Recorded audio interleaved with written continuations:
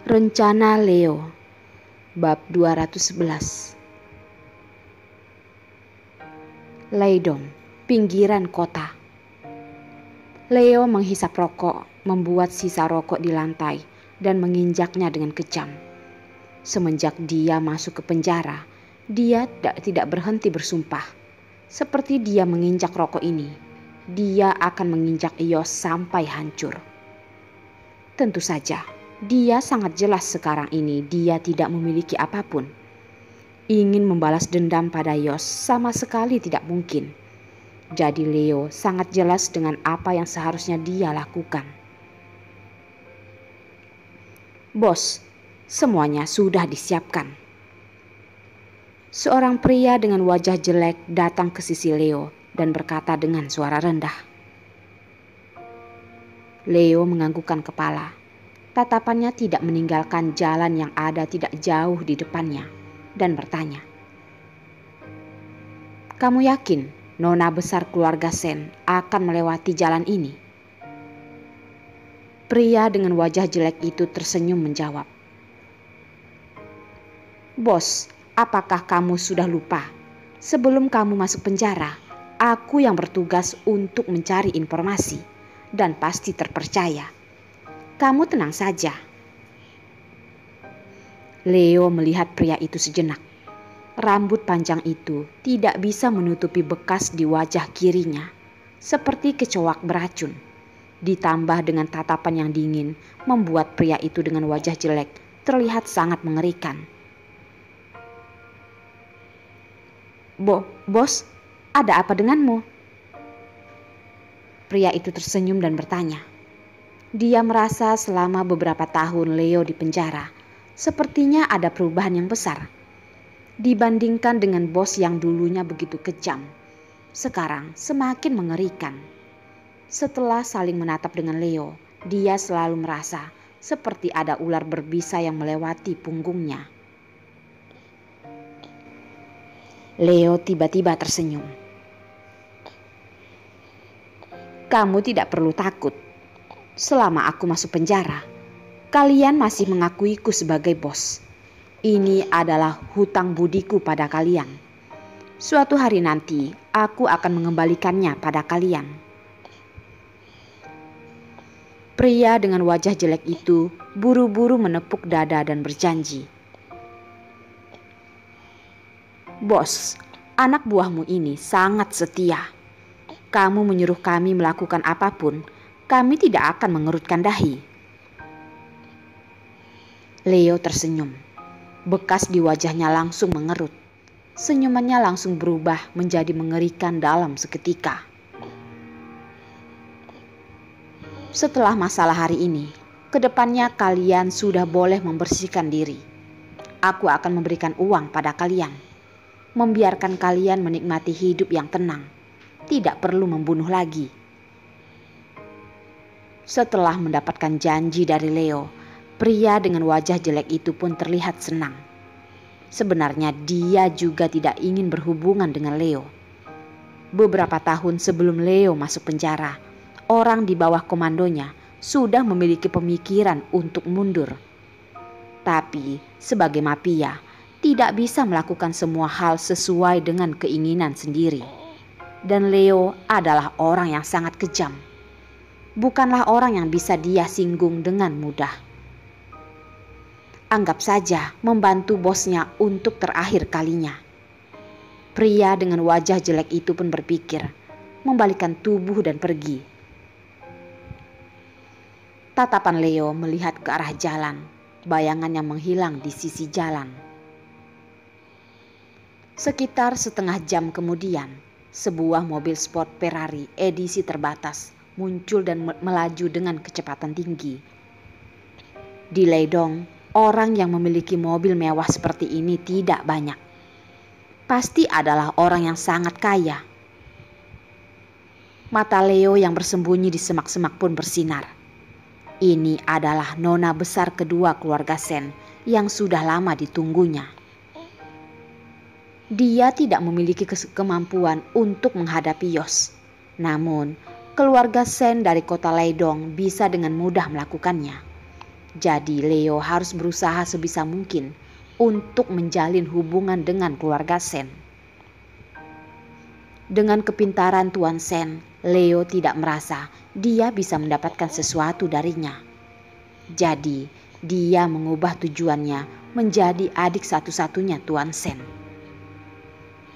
Hari ini segalanya akan menjadi hasil karya yang paling dibanggakan Leo. Sutradara sepertinya dan aktor sebentar lagi akan muncul. Di dalam mobil sport Ferrari, Kamiya sedang menyanyikan irama lagu rock. Suasana hatinya tampak bagus. Awalnya kakaknya Lucky tidak mengizinkannya mengendarai mobil. Bagaimanapun dia masih belum memiliki SIM.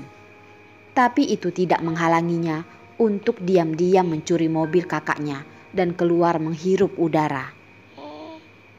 Walaupun Lucky mengetahuinya, Kamiya juga tidak merasa kakaknya akan marah besar padanya.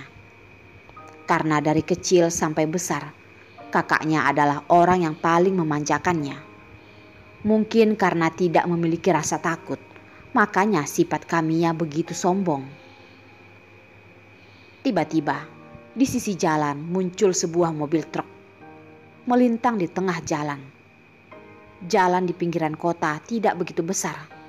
Seketika langsung menutupi jalan. Untungnya kemampuan berkendara Kamiya biasa saja. Jadi dia tidak menyetir mobil dengan cepat.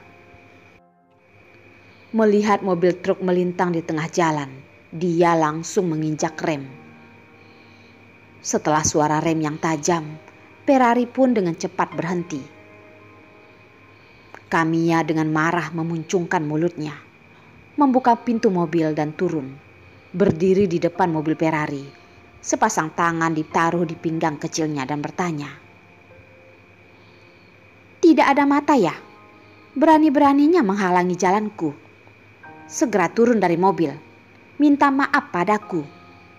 Mungkin saja karena suasana hatiku sedang bagus, aku akan memaafkanmu. Mungkin karena keluarga Sen kaya dan terkenal, atau mungkin karena Lucky terlalu memanjakan adiknya. Makanya sifat Kamiya begitu kasar." Pintu mobil truk terbuka. Dari atas truk turun seorang pria dengan tampang jelek. Melihat Kamiya sejenak dan bertanya, "Kamu adalah nona besar kedua keluarga Sen?" Kamiya mendengus. "Di kota Ledong, siapa yang tidak mengenalku? Kalau kamu mengenalku, cepat minta maaf padaku. Apakah kamu tahu siapa kakakku?" Pria dengan wajah jelek itu tertawa. "Aku tentu saja tahu, kakakmu adalah orang hebat di kota Ledong. Tidak banyak orang yang tidak mengenalnya." Kamiya pun tersendak. Walaupun dia kasar, tapi dia sangat pintar.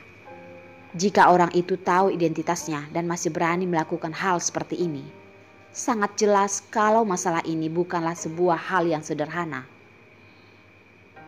Memikirkan ini, Kamiya secara refleks mundur, menjaga jarak dengan pria itu, mengerutkan dahi dan bertanya,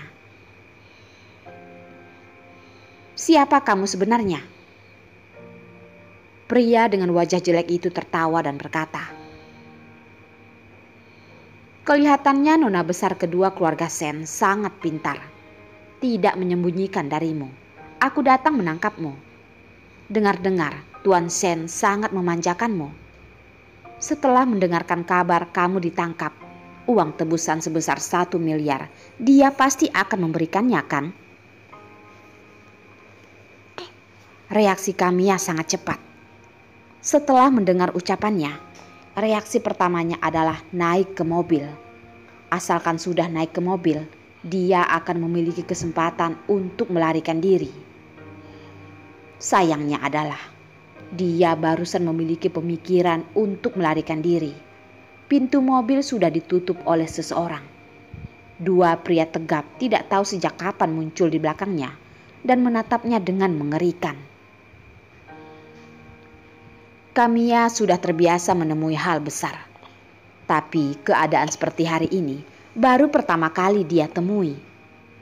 Di kota Leidong tidak ada orang yang berani memukulnya. Mungkin barusan memiliki pemikiran itu, orang itu sudah dihabisi oleh Lucky. Jadi saat dua pria itu terus mendekatinya, Kamiya sudah hampir menangis. Tubuh yang kecil juga gemetaran karena ketakutan. Dia sambil melangkah mundur, sambil dengan suara menangis memperingati. Kalian jangan mendekat lagi. Kakakku tidak akan membiarkan kalian begitu saja. Biasanya ucapannya adalah perintah di keluarga Sen. Tapi perampok tidak mungkin mendengar ucapannya. Langkah kedua penjahat ini terus mendekatinya. Saat Kamiya melangkah mundur, tiba-tiba terdengar suara pria jelek. Nona Sen, lebih baik kamu menyerah saja.